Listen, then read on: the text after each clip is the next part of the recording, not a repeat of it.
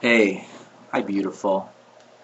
Well, here I am, another residency interview, another town, another hotel room, another gift bag, another coffee mug. Um, anyway, I just wanted to say hi and send you a little video, and I wanted to go over just real quickly, I promise, the email I sent you um, that hopefully you got, but if it was too long or put you to sleep or whatever, I just wanted to kind of go over the main points of it. I promise I'll make it quick. Um, so it starts out, "Hi, honey. Hope you had a good weekend. I'm writing to you from back in Michigan, which seems so much slower paced than New York City, especially after the Friday night and Saturday morning I had. As you might have gathered from my voicemail, and hopefully you only got one, um, I messed up sending one of them and sent a duplicate, and that's not exactly a good start to lightening up on the messages. Basically, I got to my flight okay, as you can probably guess. Um, Albeit I truly was running through the streets of New York around 168th Street at like 5:30 in the morning. Took the 2 train way too far. All that after some schizophrenic guy was yelling at me for 3/4 of the trip. It was crazy. Anyway, the interview at Columbia was intense. It was weird. It was a really long weekend, um, and I completely crashed when I got home. Um, but it was really, really great to hear your voice again, honey. Um, I don't know how you do it, Al, but believe me when I say that you sound more beautiful every time I talk to you. I don't know how you do it.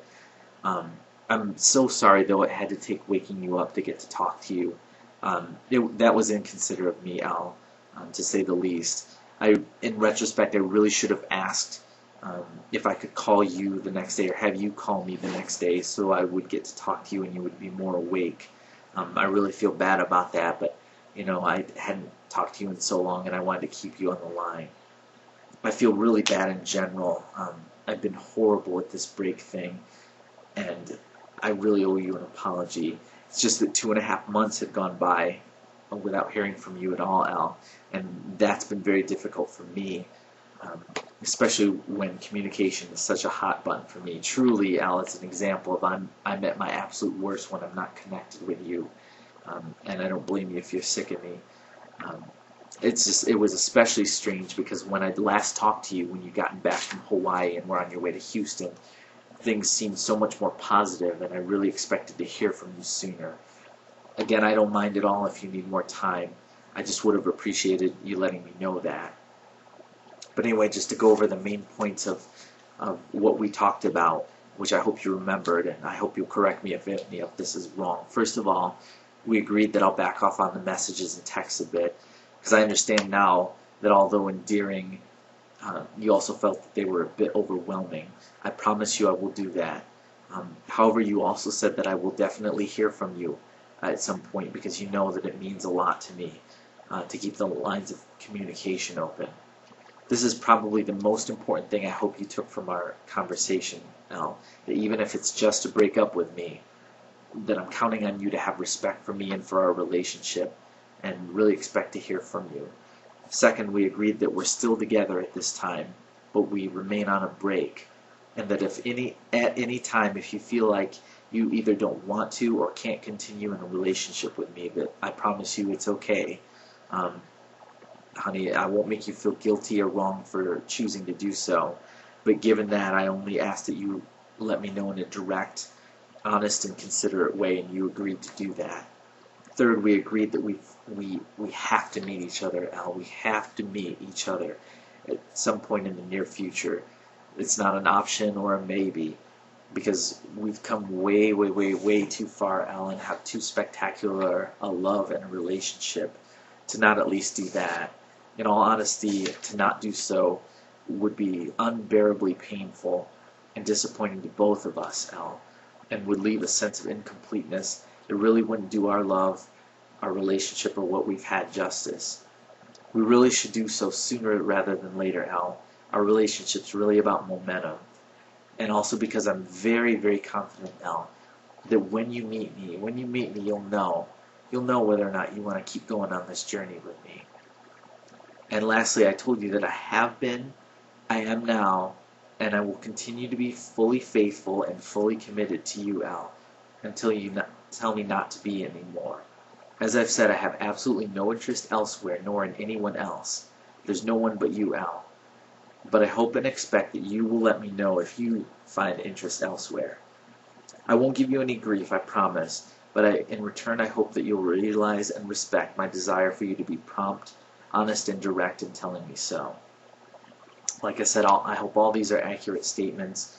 I hope you remember at least partially talking through them with me, and that you'll let me know so I'm not misled or confused if I'm at all wrong.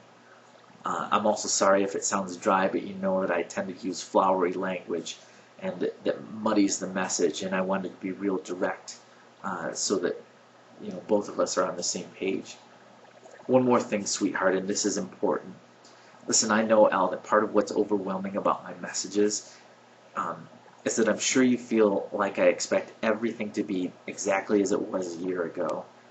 For instance, remember how around the same time last year, you and I were talking very, very seriously about getting married? Well, I know that things are very different, but there are two things that you really should know. Number one, my feelings are exactly the same for you as they have been. I love you just as much now, if not more, than I always have. And yes, I do still want all the same things we've discussed and dreamed about together. And I don't think that the circumstances should necessarily make us give up on these things. I've never ever looked back, Ellen, I never will. I've never thought about turning around on this road with you, and I know that I won't. I absolutely, absolutely want to continue on this journey with you, Al.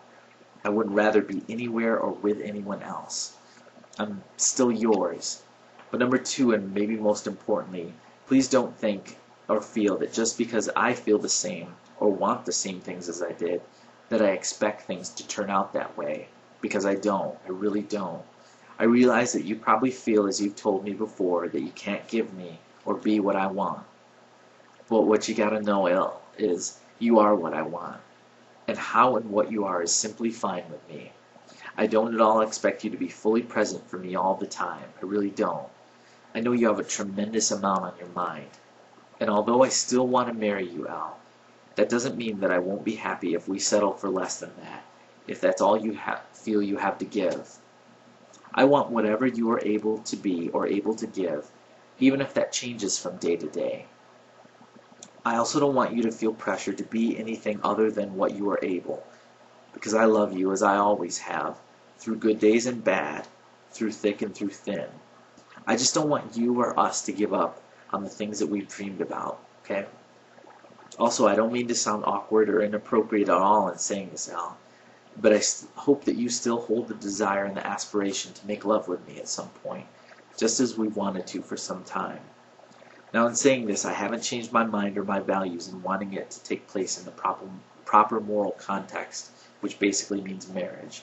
Nor am I asking you to compromise your values, because I would never do that to you. I'm just saying this because, as before, I still very much want to give the part of myself that I've saved all my life to one person, and that one person is you, Al. I really think that we, as spiritual and moral adults, have thought maturely about this subject, and that we've never taken it lightly. We both know that this is one of the greatest experiences and gifts that we will ever have the opportunity to give and receive, and I don't think that we should pass up the opportunity with one another, nor the bond that it creates. I still very much want to make love to you, Al, and I hope that you still feel the same way about me, and will consider, in a respectful, spiritually committed way, giving and receiving with me this most holy and beautiful gift. Not to mention, I think both of us know how very fantastic and good it would be. So I'm going to stop this novel now, honey. Hopefully I haven't put you to sleep, although I probably owe it to you. That and about 1,000 foot rubs. I just want to make sure we're on the same page. Again, I apologize for waking you up. I won't lie, Al. I know the holidays are fast approaching, way too fast, and that this time is kind of sad and can kind of suck. But I'd really like to hear from you. Maybe on my birthday, which is December 11th, in case you forgot. But first and foremost, I hope you and your family are doing well and treating yourself good. God bless you, and kiss the puppies in your family for me. I love you, honey. Talk to you later. Bye-bye.